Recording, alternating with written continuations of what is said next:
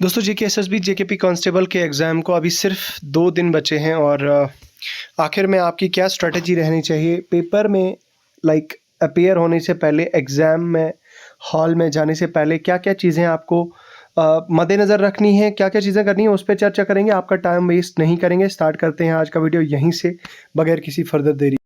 देखिए, सबसे पहली बात तो ये I wish all the very best to each and every one of you.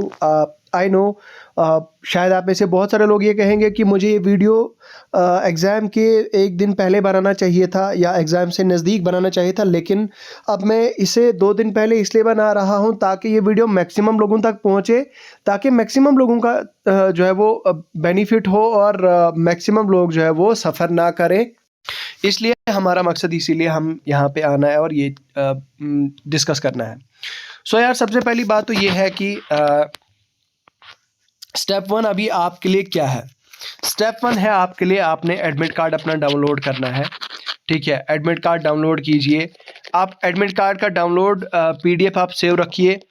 PDF save करने के बाद आप किसी भी अपने नज़दीकी जिसके पास कंप्यूटर वाले के पास, शॉप वाले के पास आप जाते हैं, उसके पास आप जाइए और उसके पास आप लेके उसके पास जाइए। अगर आपका उनके नंबर, कॉन्टैक्ट नंबर वगैरह कुछ भी है, व्हाट्सएप नंबर, तो आप उनको व्हाट्सएप भी कर सकते हैं एंड जस्ट टेल देम कि भाई आप हमारा ये एडमिट कार्ड निकाल दीजिए, हमारा एडमिट कार्ड निकाल के रखिए। तो हमने जो है वो आप उनसे बाद में ले सकते हैं। या आप ऐसा भी कर सकते हैं, अपने घर के किसी मेंबर को बताइए कि अब हमारा एग्ज़ाम है, तो अब आप ही ये काम कीजिए, हमारा एडमिट कार्ड निकाल के दीजिए, ताकि आपका टाइम ज़्यादा से ज़्यादा यूटिलाइज़ हो पढ़ाई में और टाइम आपका वेस्ट ना हो। ठीक है, ये तो हो गई एडमिट कार्ड की बात। नेक्स्ट, जब आपको एग्ज़ाम हॉल में जाना होगा, एग्ज़ाम हॉल में जाने से पहले एक इम्पॉर्टेंट चीज़ ये कि अब में से मैक्सिमम लोगों का जो एग्ज़ाम सेंटर है आपके डिस्ट्रिक्ट्स में ही होगा, आपके होम डिस्ट्रिक्ट्स में ही होगा। लेकिन ठीक है, डिस्ट्रिक्ट्स में होगा, लेकिन आप में से कुछ ऐसे लोग भी होंगे जिनको अपने डिस्ट्रिक्ट में स्कूल्स का पता नहीं होगा, अपने डिस्ट्रिक्ट्स का जो हेडक्वार्टर है वो शायद पता ना हो। ठीक है, वो लोकेशन जहाँ पे उनका एग्ज़ाम है वो शायद पता ना हो। तो इसलिए आपने क्या काम करना है कि अगर आपको पता है, आपके ये चीज़ पता है कि आपको कितना टाइम लगेगा, कहाँ पे है आपका एग्ज़ाम सेंटर, तो फिर परेशान और चिंता लेने वाली ज़रूरत नहीं है। ठीक है, लेकिन अगर आपको ऑन द अदर हैंड अगर आपको पता नहीं है ये चीज़, तो फिर मेरे हिसाब से आपको फिर अपने स्कूल का एग्जामिनेशन सेंटर का भी पता करना चाहे नंबर 2 पे। ठीक है, and it must be on the top priority number 2। ठीक है, प्रायोरिटी 2 पे इसे रखना है। एडमिट आपके जो एग्ज़ाम सेंटर है, एग्ज़ाम सेंटर का पता आपको रखना है। ठीक है, तो उसके बाद अगर हम बात करें तो नेक्स्ट आता है आपका एग्ज़ाम हॉल वाले दिन। देखो यार, ये तो हो गया, एडमिट कार्ड निकाल दिया आपने, लेकिन इसके अलावा जो ये चीज़ करनी है आपने, जो आपको रिक्वायरमेंट बताई है आपने, मान लो आपको बताया कि ट्रांसपेरेंट आपने ब्लू बॉल पेन लेके जाना है, उसके अलावा आपको कोई वॉच साथ नहीं लेनी है। आप घर से जा रहे हैं, आपको मान लीजिए महंगी घड़ी है आपके पास, एप्पल वॉच है, एप्पल आईफोन है, कुछ भी है आपके पास, तो महंगे चीज़ें जो है वो आपको साथ नहीं लेके जानी है, क्योंकि वहाँ पे फिर ओवरऑल कोई भी रिस्पॉन्सिबिलिटी नहीं लेता आपकी चीज़ों के। वहाँ पे मान लीजिए आपको फिर बैग में रखना पड़ता है या कहीं पे रखना पड़ता है, आपके वो जो वॉच होती है या जो आपका बैग होता है वो आपको वहीं पे रखना होता है, और वहाँ पे उस चीज़ की कोई रिस्पॉन्सिबिलिटी नहीं लेता है। तो पॉसिबिलिटी ये भी हो सकती है कि भाई कोई वो चोरी कर ले, आपका मिसप्लेस हो जाए, तो बेहतर यही है कि अपना फ़ोन, अपनी वॉच, वो सारा कुछ जो है वो अपने घर पे छोड़ के चले जाएं। ठीक है, अब हम आते हैं एग्ज़ाम हॉल के अंदर। एग्ज़ाम हॉल में जब आप जाते हैं तो आई नो आप बहुत ज़्यादा काम होंगे और स्ट्रेस होंगे। एग्ज़ाम हॉल में जाने से पहले, एग्ज़ाम हॉल से पहली वाली नाइट को आपने फुल स्लीप लेना है, कम से कम 8 से 10 घंटे की नींद लेनी है, क्योंकि आई नो काफ़ी ज़्यादा स्ट्रगलिंग फेज़ रहा होगा पीछे का, आपने बहुत मेहनत की होगी, बहुत हार्ड वर्क किया होगा, बहुत पढ़ा होगा आपने, बहुत ज़्यादा स्ट्रगल किया होगा आपने। इसलिए अब जो है वो आपने अपनी बॉडी और माइंड को फ्रेश करने के लिए, अपने रिलैक्स करने के लिए, चिल करने के लिए सो जाना है 8-10 घंटे। आई नो कुछ ऐसे बेवकूफ़ लोग ऐसे भी होते हैं जो क्या करते हैं कि एग्ज़ाम हॉल वाले दिन लाइक उससे पिछली रात को सोते ही नहीं है भाई, बिल्कुल भी नहीं सोते, जो अपने आप में ही एक बहुत बहुत बहुत बड़ा रिस्की काम है। क्योंकि भाई उससे क्या चीज़ हो सकती है, उससे एक प्रॉब्लम हो सकती है कि भाई आप फिर मतलब आपको एग्ज़ाम हॉल में इस तरह की गंदी लेवल की नींद आ जाए कि आप कंट्रोल ही ना कर पाओ।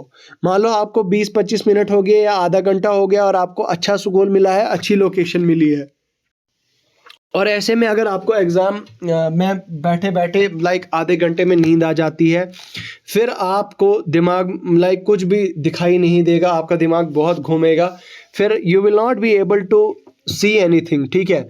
तो उससे अच्छा है बेहतर कि भाई आप पिछली नाइट को लाइक नेक्स्ट डे जो आपका पेपर है, पिछली नाइट को आपने फुल स्लीप लेनी है, पूरा फुल बॉडी रेस्ट देना है अपनी बॉडी को, और इतना ज़्यादा स्ट्रेस जो है वो नहीं लेना है, ठीक है। नाउ अब हम आते हैं एग्ज़ाम हॉल में। एग्ज़ाम हॉल में क्या काम करना होता है? एग्ज़ाम हॉल में सबसे पहले जाएं, सब जब जो आपको OMR दी जाती है, OMR शीट्स को आप लें, ठीक है। OMR शीट्स को लेने के बाद आपने क्या काम करना है, उन OMR शीट्स को प्रॉपरली पहले चेक करना है, ठीक है। उन OMR शीट्स में कहीं कोई गड़बड़ तो नहीं है, गड़बड़ क्या मतलब कटी हुई तो नहीं है, या लाइक टॉर्न्ड तो नहीं है, या कहीं से फोल्डेड तो नहीं है, ठीक है, या उसका जो कार्बन कॉपी होती है वो निकली तो नहीं है।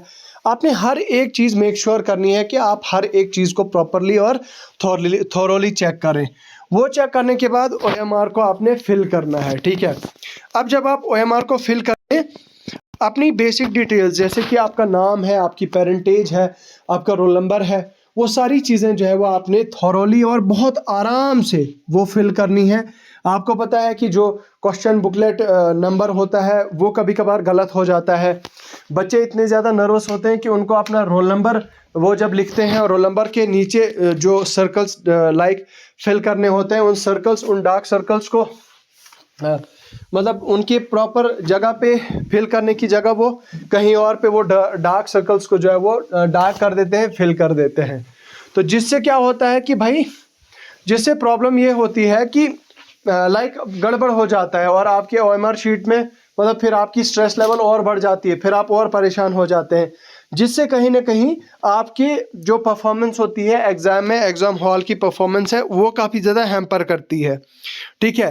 तो आपने ऐसी गलती और ऐसा ब्लंडर नहीं करना है कि भाई अब आप सोचने लग जाओ कि नहीं यार ये क्या कहते हैं, आप मुझे ऐसा करना चाहे, मुझे वैसा करना चाहे, मैं ऐसा करूँगा कि चलो कोई बात नहीं, मैं OMR फिल कर देता हूँ, या रोल नंबर में अगर हो भी जाता है तो क्या ही होगा। तो रोल नंबर आपका गड़बड़ नहीं होना चाहिए, आपकी आंसर सीरीज़ जो है वो लिखनी है प्रॉपरली, फिर सर्कल को भी डार्क करना है अच्छे से। तो इस तरह से जो है वो इन चीज़ों का खास ख्याल रखना है। उसके बाद लास्ट बट नॉट लीस्ट फिर आता है आपका पेपर की बारी। जब आपका एग्ज़ाम आता है, एग्ज़ाम आने के बाद लाइक आपका पेपर शुरू हो गया।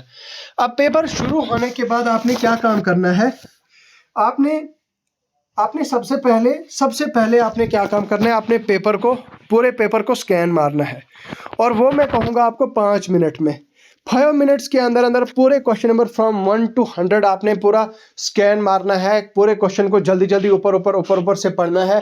फिर ये देखना है कि भाई साहब आपको इसमें से कितना, मतलब उससे आपको आइडिया हो जाएगा, आपकी जो नर्वसनेस होगी वो कम हो जाएगी। अब ऑन द अदर हैंड अगर आप मुझे बताओ तो लाइक अगर मैं आपको बताऊं तो आप ऐसा भी कर सकते हैं कि क्वेश्चन नंबर 1 से ही शुरू हो गए, ठीक है, आप करना शुरू कर दोगे। तो व्हाट इफ अगर आपने क्वेश्चन नंबर 1 किया वो भी आने लगा आपको, 2 किया वो भी आपको आता है, 3 किया वो भी आपको आता है, 3 से लेकर 15 तक हो सकता है ऐसे कुछ क्वेश्चन हो जो आपको आते ही ना हो, जो आपने कभी पढ़े ही ना हो।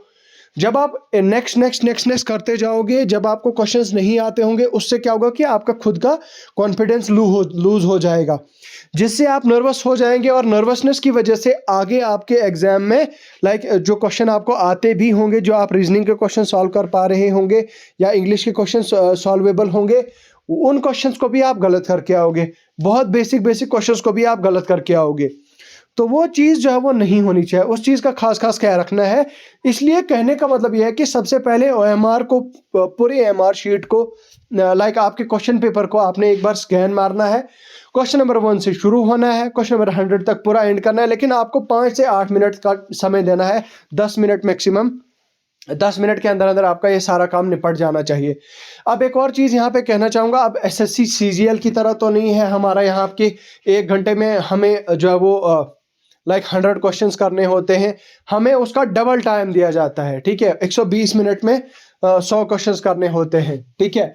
तो इस तरह से जो है वो हमें लाइक हमें इसमें हमारे यहाँ पे ज़्यादा कंपटीशन मतलब ज़्यादा डिफिकल्ट नहीं है, ठीक है। अगर आप अच्छे से करें तो हो जाएगा, होने का बहुत ज़्यादा चांस रहेगा। सो अब आपने क्या काम किया, मान लो मैंने मान लिया कि अब आपने ओएमआर शीट भी वगैरह से अच्छे से फिल की, वो फिल करने के बाद आपने क्वेश्चन पेपर पढ़ा। क्वेश्चन पेपर पढ़ने के बाद सबसे फिर आती है बात सबसे पहली फर्स्ट इटरेशन की। फर्स्ट इटरेशन की बात आती है तो फर्स्ट इटरेशन में आपने पूरा पेपर पढ़ लिया, आपको पता चल गया होगा, आपने पूरी नज़र मारी, 10 मिनट के अंदर अंदर स्कैन मारा पूरे पेपर को। अब आपको ये आइडिया ब्रीफ हो गया होगा कि भाई साहब आपका जो जो आपका पेपर है वो आपको कितना आता है, कितना परसेंट आपको आता है और कितना परसेंट आपको नहीं आता है। उससे जो है वो आपको आइडिया ये चीज़ हो गया होगा, ठीक है। उसके बाद फिर जो है वो उससे आपका, अब देखो 100 में से तो बहुत सारे ऐसे क्वेश्चन होंगे भाई, अगर आपने ऑनेस्टली प्रिपरेशन करी होगी तो आपको तो इतना आइडिया हो चुका होगा कि नहीं यार अब जो है वो मेरा कॉन्फिडेंस ठीक ठाक लेवल का है, मुझे क्वेश्चंस बहुत सारे आते हैं। तो उससे आपका जो है वो you will be able to solve a lot of questions. तो बस उस तरह से जो है वो आपने फिर उन क्वेश्चंस को पहली इटरेशन में आपने उन क्वेश्चंस को करना है जो क्वेश्चंस आपको आते होंगे। फिर दूसरी इटरेशन में आपको पहली इटरेशन में देख लिया आपने, डाउटफुल क्वेश्चन है उसको वहीं पर सर्कल कर दिया, ठीक है। सर्कल कर दिया जो डाउटफुल है, जिनमें 2 ऑप्शंस में थोड़ा गड़बड़ है या 3 ऑप्शंस में गड़बड़ है, एलिमिनेट नहीं कर पा रहे हो, दिमाग नहीं चल रहा है, पहले इजी क्वेश्चंस करो। पहले इटरेशन में 1 से लेकर 100 तक मान लो आपने 55 to 60 क्वेश्चंस किए। फिर उसके बाद आपने देखना है सेकंड इटरेशन में जिनमें आपको 50% चांस था उन क्वेश्चंस को किया। थर्ड इटरेशन में फिर आपको जो थोड़े बहुत ट्रिकी लगे उनको अटेम्प्ट करने की कोशिश की। और उसके बाद फोर्थ अटेम्प्ट में ये चीज़ देखनी है कि भाई अगर कोई ऐसा एमसीक्यू है जिसके बारे में आपने दूर दूर तक कुछ भी नहीं पढ़ा है, जिसके बारे में आप बिल्कुल भी कुछ नहीं जानते, तो उस एमसीक्यू को जो है वो बेहतर यही रहेगा कि आप स्किप कर दे, आप उस एमसीक्यू को लीव कर दे, आपको जो है वो उस एमसीक्यू को अटेम्प्ट करना ही नहीं है, ठीक है। इस तरह की जो है वो स्ट्रेटेजी आपकी रहनी चाहिए। बाकी यार मैंने आपका टाइम लिया है, मैं उम्मीद करूंगा आप पेपर अच्छा करके आएंगे। I wish all the very best to each and every one of you. खुदा हाफिज।